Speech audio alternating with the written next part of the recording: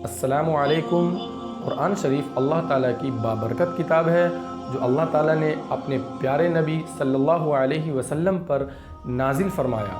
और अगर हम कुरान शरीफ नहीं पढ़ना जानते हैं या कुरान शरीफ पढ़ना नहीं आता है तो अल्लाह ताला की बहुत बड़ी रहमत से, बहुत बड़ी नेमत से, बहुत बड़ी बाबरकत किताब से हम महरूम हैं। यानी कि इतनी बड़ी दौलत रहते हुए हम उस दौलत का फ़ायदा नहीं उठा रहे हैं और दुनिया की तरफ भागे जा रहे हैं और दुनिया ही से मतलब रख रहे हैं। अल्लाह से कोई मतलब नहीं है, अल्लाह की किताब से कोई मतलब नहीं है।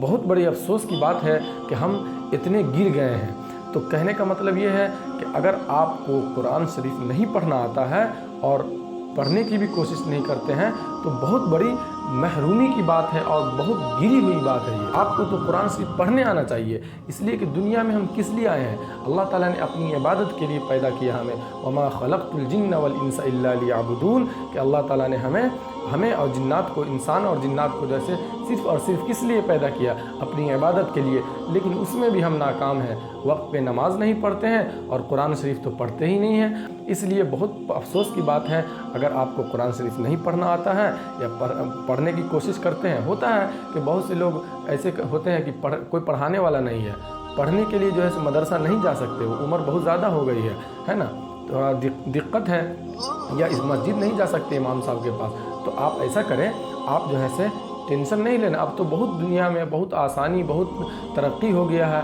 कि आप कोई भी चीज़ आसानी से कर सकते हैं। आप चैनल पे नए हैं तो चैनल को सब्सक्राइब कर लीजिए। मैं रोज़ाना वीडियो आपके लिए बनाता हूँ। मेरी कोशिश ये रहती है मैं आपको अच्छे से अच्छे तरीके से समझा सकूँ, अच्छे से अच्छे तरीके से पढ़ा सकूँ। 2-3 महीना आप मेरे साथ रहिए, आप कुरान शरीफ बहुत अच्छे तरीके से आप पढ़ सकते हैं। कहीं जाने की ज़रूरत नहीं है, आप बिल्कुल आसान तरीके से, परेशानी नहीं होगी आपको। आप बैठे रहेंगे, वीडियो आप तक पहुँचेंगी। आप रोज़ाना सिर्फ आपको देखना होगा और प्रैक्टिस करनी होगी, उस पर मशक करनी होगी, है ना। नहीं पढ़ना आता है या पढ़ना आता है या ठीक से नहीं पढ़ना आता है, ये भी हो सकता है कि ठीक से नहीं पढ़ना आता है तो आपको बिल्कुल ठीक पढ़ सकेंगे, आप बिल्कुल अच्छा से पढ़ सकेंगे, हाँ बिल्कुल पढ़ सकें। तो इसलिए आप चैनल पे नए हैं तो चैनल को सब्सक्राइब कर लीजिए और दूसरों तक शेयर कर दीजिए कि जिन तक ये वीडियो पहुँच जाएंगी वो भी पढ़ सकें और आप जो है सदका जारिया के मुस्तहिक हो जाएंगे। तो आज की मैं रोज़ाना वीडियो डालता हूँ, 10 से 15 मिनट अपना निकाल करके आप वीडियो को देखिए और उसमें समझिए बात को। जो नहीं समझ में आता है आप हमें कमेंट करके पूछिए कमेंट बॉक्स में, या आप मेरा नंबर भी रहता है उसमें, आप कॉल करके पूछ सकते हैं, हमें कोई दिक्कत की बात नहीं है। मेरी जहाँ तक कोशिश होगी मैं आपको हर अपनी कोशिश करूँगा कि आसान से आसान तरीके से पढ़ा सकूँ, समझा सकूँ। तो आज की वीडियो में मैं तख्ती नंबर 14 शुरू करने वाला हूँ। ये रॉ का कायदा है, इसको हम समझते हैं। तो चलिए शुरू करते हैं। तो देखिए कि सबसे पहले यहाँ पर रॉय साकिना और मुशद्ददा है। तो रॉय साकिना और मुशद्ददा को समझना पड़ेगा कि रॉय साकिना क्या है। तो यहाँ पे रॉय साकिना और मुशद्ददा को हम इस तरीके से समझेंगे। यहाँ लिखा हुआ है जज़्म वाली रॉ को रॉय साकिना कहता है। हमने पीछे पढ़ा दिया हुआ है, ये फिर बताते हैं। देखिए, जिस रॉ पर जज़्म हो, ये ऊपर जो दिए हैं दाल जैसा छोटा सा, इसको जज़्म कहते हैं, सुकून कहते हैं। तो जिस रॉ पर भी जज़्म हो, जिस रॉ पर भी जज़्म हो, ये वाला सिंबल, तो उसको जो रॉय साकिना कहेंगे। जिस रॉ पर भी हो या कोई हर्फ हो तो उस रॉ को, जैसे लाम पर है तो लाम साकिन, वाव पर है तो वाव साकिन, इसी तरीके से अगर रॉ पर है तो रॉ साकिन, और रॉ साकिन से ये रॉ ए साकिना हो जाता है। रॉ ए साकिना है, ये रॉ साकिना। रॉ पर जज़म है तो रॉ साकिना। और इसी तरीके से आगे लिखा है रॉ पर तशदीद हो तो क्या हो, तो तशदीद। ये तशदीद देखिए, रॉ पर अगर तशदीद हो तो रॉ ए मुशद्ददा, है ना, मुशद्ददा। इसको देखिए, इसको रॉ पर जज़म है तो रॉ साकिना कहेंगे, और रॉ पर तशदीद है, ये वाला तशदीद, तो इसको रॉ मुशद्ददा कहेंगे, है ना। ये चीज़ हो गई। आगे है कि रॉ पर ज़बर या पेश हो तो रॉ पुर होगी और ज़ेर हो तो बारीक होगी। तो रॉ पर देखिए ज़बर ज़ेर पेश को पहले समझना पड़ेगा कैसा होता है। तो ये देखिए आप, ये ज़बर है, ये ज़ेर है और ये पेश है, और ये 2 ज़बर है और ये 2 ज़ेर है और ये 2 पेश है। इसी तरीके से आगे खड़ा ज़बर, खड़ी ज़ेर, उल्टा पेश, इसके बाद कुछ है नहीं।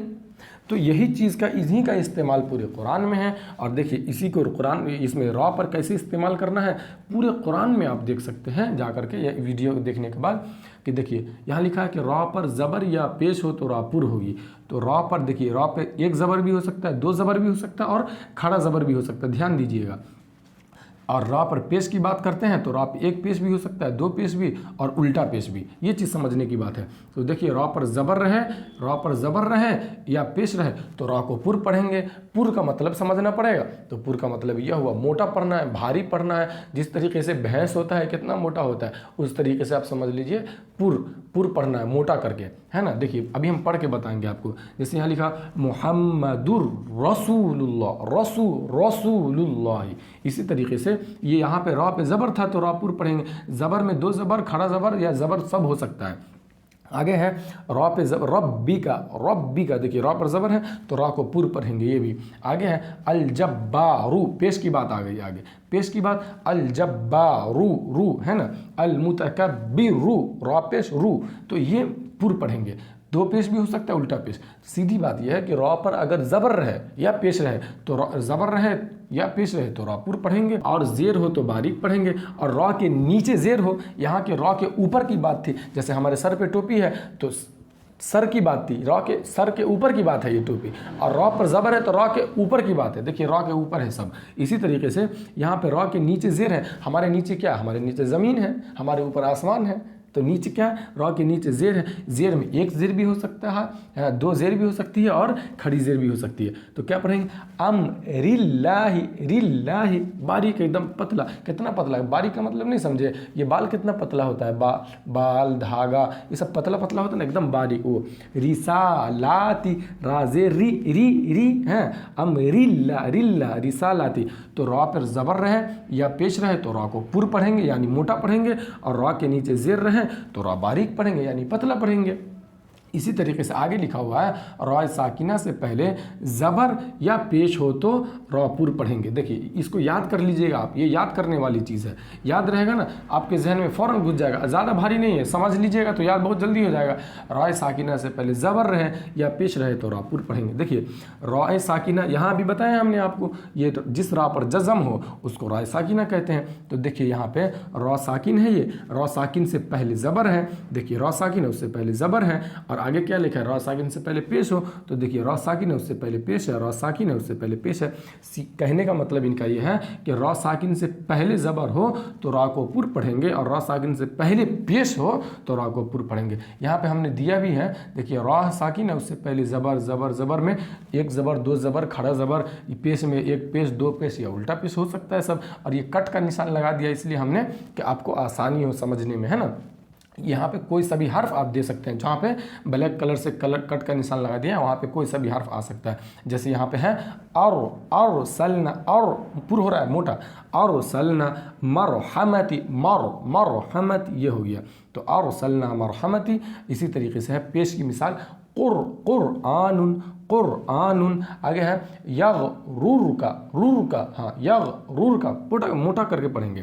تو را پر را ساکن سے پہلے زبر یا پیش ہو پہلے تو پر پڑھیں گے۔ اسی طریقے سے را ساکن سے پہلے زیر ہو، دیکھیے را ساکن ہے اس سے پہلے زیر، را ساکن ہے اس سے پہلے زیر، تو اس کو باریک پڑھیں گے، پتلا پڑھیں گے۔ جیسے فرقتن ہے نا، مرصادن ایک دم پتلا، اس طریقے سے ایک دم باریک پڑھیں گے۔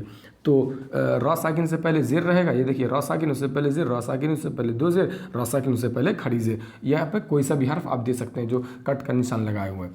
تو سیدھی بات یہ اس طریقے سے سمجھیے، را پر زبر رہے یا پیش رہے تو را پر پڑھیں گے، را پر زبر رہے یا پیش رہے تو را پر پڑھیں گے، اور را کے نیچے زیر رہے تو را باریک پڑھیں گے۔ اسی طریقے سے نیچے آئیں گے تو را ساکن سے پہلے زبر یا پیش رہے تو پر پڑھیں گے، را ساکن سے پہلے زبر یا پیش رہے تو پر پڑھیں گے، اور را ساکن سے پہلے زیر رہے تو باریک پڑھیں گے، زیر نیچے ہوتی ہے۔ ایک اور طریقہ آپ یاد سمجھ سکتے ہیں کہ اوپر کیا رہتا ہے، اوپر زبر رہے اور پیش رہے گا تو اوپر جو چیز رہتا ہے وہ ہمیشہ موٹا ہوتا ہے، اور نیچے جو رہتی ہے وہ باریک ہوتی ہے، پتلی ہوتی ہے۔ ایک طریقے سے اور سمجھتے ہیں ہم لوگ ابھی، دیکھیے را پر زبر ہے، پیش ہے تو را پر پڑھیں گے۔ اسی طریقے سے یہ را ساکن ہے اس سے پہلے آپ یہاں پہ کوئی سا، مان لیجیے ہم یہاں پہ حمزہ دے دیتے ہیں تو را پہ زبر اور پیش، دیکھیے را پر زبر ہے، پیش ہے تو را کو پر پڑھ رہے ہیں اس کو، اور را ساکن سے پہلے زبر ہے اور پیش ہے تو را پر پڑھ رہے ہیں، سمجھ رہے ہیں۔ را پر زبر ہے یا پیش ہے تو را پر، اور را ساکن سے پہلے زبر ہے یا پیش ہے تو را پر۔ اسی طریقے سے را کے نیچے زیر ہے تو را باریک، اور را ساکن ہے یہ اور اس سے نیچے زیر ہے تو را باریک، بہت آسان۔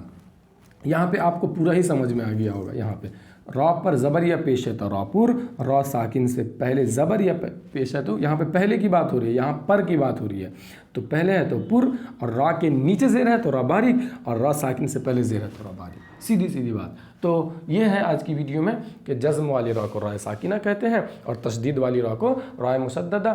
را پر زبر رہے یا پیش رہے تو را پر پڑھیں گے، اور زیر رہے تو باریک، اور را ساکن سے پہلے زبر رہے یا پیش رہے تو پر، اور را ساکن سے پہلے زیر رہے تو را باریک۔ امید کرتے ہیں کہ آج کی ویڈیو آپ کو بہت پسند آئی ہوگی، تو اگر پسند آئی ہے تو لائک کر دیجئے گا اور شیئر کر دیجئے گا، ضرور شیئر کیجئے گا، بھولیے گا مت، اور چینل پہ نئے ہیں تو سبسکرائب کیے ہوئے بغیر مت جائیے گا، اور میری کوئی بھی ویڈیو آپ دیکھیے تو پوری دیکھیے گا تو زیادہ سمجھ میں آئے گی، اور نہیں دیکھیے گا پوری تو آپ کو بالکل بھی ہم اس کی گارنٹی نہیں لے سکتے ہیں کہ آپ کو سمجھ میں آئے گی، نہیں سمجھ میں آ سکتی، کسی کی بھی ویڈیو آپ دیکھیں گے تو نہیں سمجھ میں آئے گی۔ میں آپ کے لیے بہت آسان طریقے سے اس میں لے کر کے آتا ہوں، اور بہت ہی آپ کے لیے کوشش کرتا ہوں کہ آپ کو ایک بار میں ہی سمجھ میں آ جایا کرے۔ اور تو پھر ملتے ہیں آپ سے نیکسٹ ویڈیو میں، تب تک کے لیے خدا حافظ، السلام علیکم۔